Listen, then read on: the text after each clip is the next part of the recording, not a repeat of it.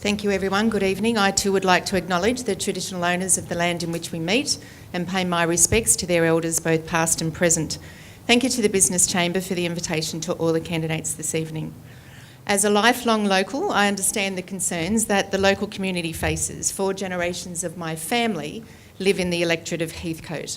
I care very deeply for my community and the people who live in it. That's why one of the first jobs when I was pre-selected back in October 2016 was to ask our Shadow Minister for Small Business, Jenny Aitchison, to hold a small business forum here, which some of you attended.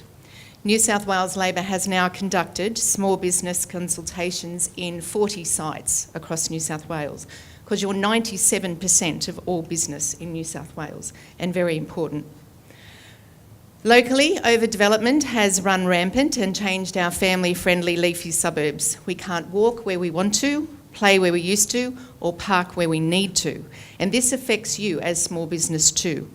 You've spoken to me about the impact of this overdevelopment, particularly in regards to the poor planning, the lack of infrastructure and parking.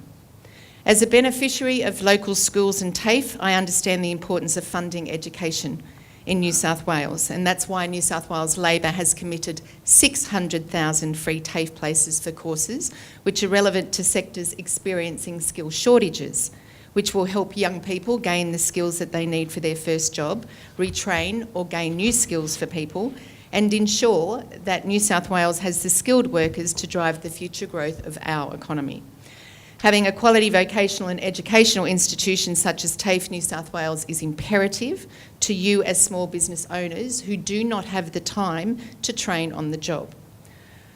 The rising cost of living we have felt in our own household and rising electricity prices. Under the New South Wales Liberal government, electricity prices have skyrocketed by more than 60%, and service delivery has also been affected.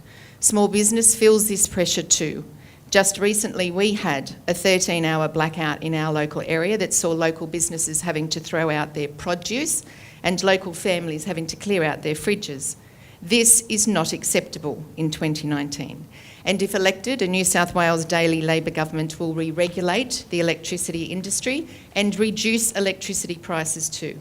This is a policy that is in line with the Australian Competition and Consumer Commission and will assist local families and businesses that are suffering under the burden of these rising electricity prices. In addition to, under 8 years of this Liberal government, we have seen next to no increase in local jobs, which Teresa spoke about before, in our local area. In the southern part of my electorate of Heathcote, we have a youth unemployment rate of 12.9%. That is shocking. I said this back in 2015 when I stood as a candidate as well, that government jobs go to other regions, and there is no one here in the past 8 years that is championing our cause and delivering on local jobs. Local jobs mean less time on the road. It means that we're spending more time with our families.